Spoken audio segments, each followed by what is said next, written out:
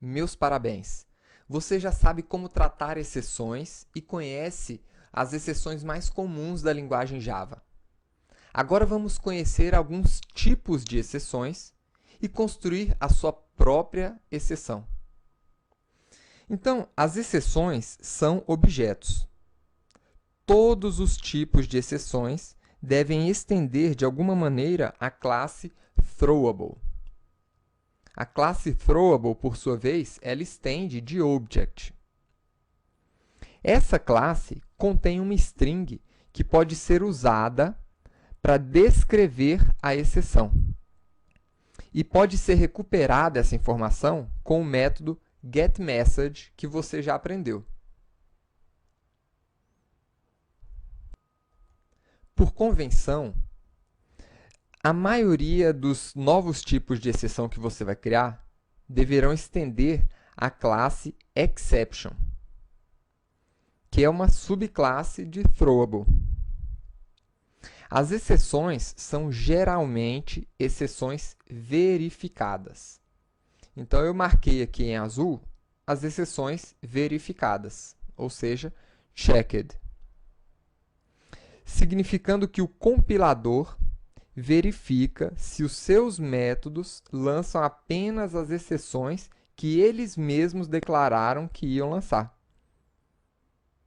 As exceções no ambiente de execução padrão e os erros estendem uma das classes, ou Runtime Exception, que vem de Exception, ou da classe Error, tornando as exceções que vêm dessas duas classes exceções não verificadas.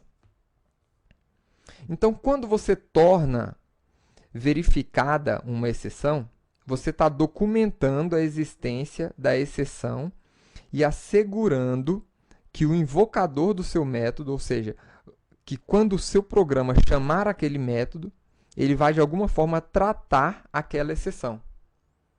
É isso que se espera das exceções em azul. Agora, essas exceções em vermelho, que são as exceções não verificadas, durante a execução representam condições que refletem erros na lógica do seu programa e não podem ser razoavelmente recuperadas durante a execução. Isso em se tratando aqui da Runtime Exception. Esses são erros que devem ser corrigidos no código do seu programa. Dentro da Runtime Exception, nós temos aqui algumas exceções que são subclasses de Runtime Exception. Por exemplo, a Illegal Argument Exception, que tem uma subclasse chamada Number Format Exception, que você já viu essa exceção na última aula. Nós temos a Arithmetic Exception, que é aquela exceção lançada quando você tenta dividir um número por zero. A Index Out of Bounds Exception, ela tem uma subclasse que é a Array Index Out of Bounds Exception, quando você tenta acessar uma posição inexistente dentro de um array. Nós temos a Class Cast Exception, Null Pointer Exception, No Such Element Exception, e dentro dessa nós temos a Number Format Exception. Então, todas essas exceções, elas representam erros de codificação. Por exemplo, se você tiver um Array Index Out of Bounds Exception, isso indica, né, que você acessou um item fora dos limites do array. Ou seja, de alguma forma, o seu programa calculou um índice de forma incorreta. Ou então ele falhou ao verificar um valor a ser usado como índice dentro do seu array. Ou seja, um erro de programação. Agora, os erros provenientes ou derivados da classe Error definem uma variedade, né, de erros que indicam que algo falhou na própria VM, na própria máquina virtual Java. Ou, eventualmente, numa tentativa da JVM de executar a sua aplicação. Essas também não são verificadas. Porque elas estão além da habilidade da aplicação de controlar ou tratar esses erros. Então, o código da aplicação, ele nunca deve lançar diretamente essas exceções de erros. Tá? Resumindo, todas as exceções que você criar no seu programa devem estender da classe exception, tornando, então, assim, uma exceção verificada. Então, o que nós vamos fazer aqui é criar a nossa própria exceção estendendo de exception. Eu vou criar uma exceção chamada senha inválida exception.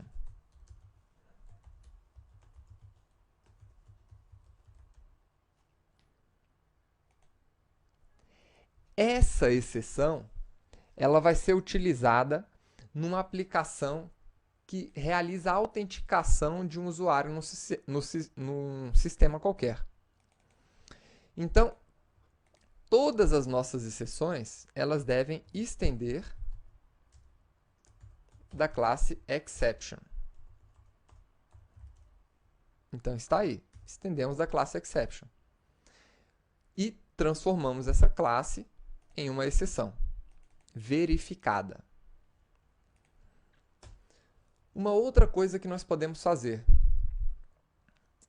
Exception estende de throwable, que tem um método chamado getMessage, que é alimentado por uma string, que você pode alimentar no seu método construtor. Então, vou criar aqui o método construtor de senha inválida exception, recebendo uma mensagem no formato string. E vou chamar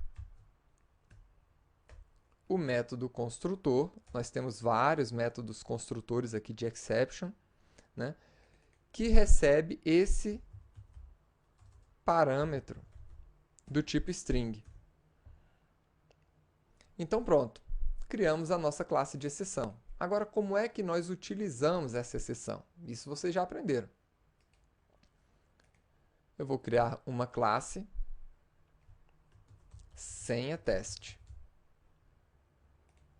que vai testar o uso dessa nossa exceção, simulando uma autenticação no sistema. Então, primeiro passo, vou criar um método chamado autenticar, que recebe uma senha.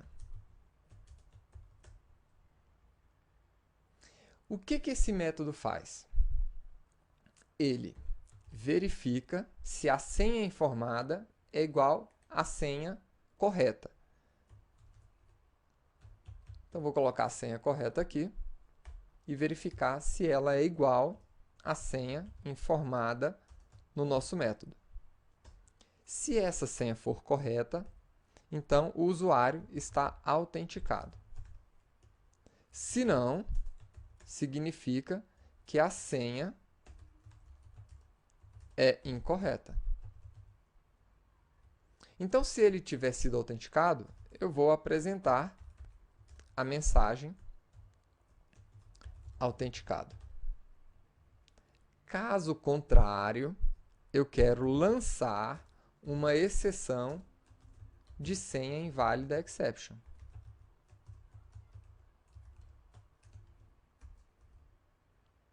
Com a seguinte mensagem: senha incorreta. Então, está aí. Só que aqui a nossa IDE está indicando um erro. Por quê? Exatamente porque essa exceção é uma exceção verificada em tempo de compilação. E ele está pedindo para a gente lançar essa exceção na assinatura do nosso método. Então, aqui está. Estou lançando, estou declarando na assinatura do meu método que esse método pode lançar uma senha inválida exception. E agora?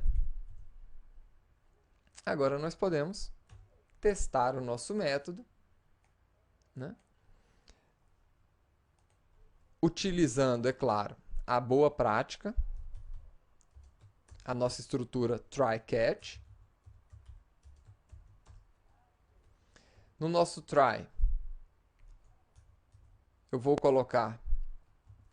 chamar o nosso método de autenticação, informando a senha correta. E no nosso catch, eu vou capturar uma senha inválida exception, e vamos capturar a mensagem que nós informamos no construtor daquela exceção. Vamos ver aqui o resultado. Como a senha está correta, nós fomos autenticados. Agora eu vou colocar uma senha incorreta.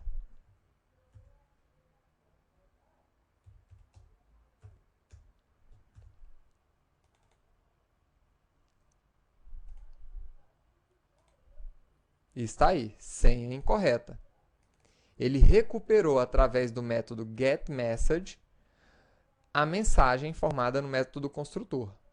Agora, será que essa nossa exceção também tem aquele famoso método printStack3? Vamos ver.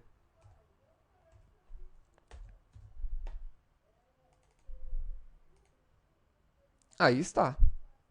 Sim, a nossa exceção, ela também suporta o printStack3 e está trazendo aqui, né, a pilha de execução desse nosso método, aonde ele encontrou aquele erro. Então, ele está propagando aqui por onde aquele erro passou desde o início. Então, é assim que nós construímos as nossas classes de exceção. Espero que você tenha gostado dessa aula e parabéns por ter chegado até aqui. Até a próxima aula.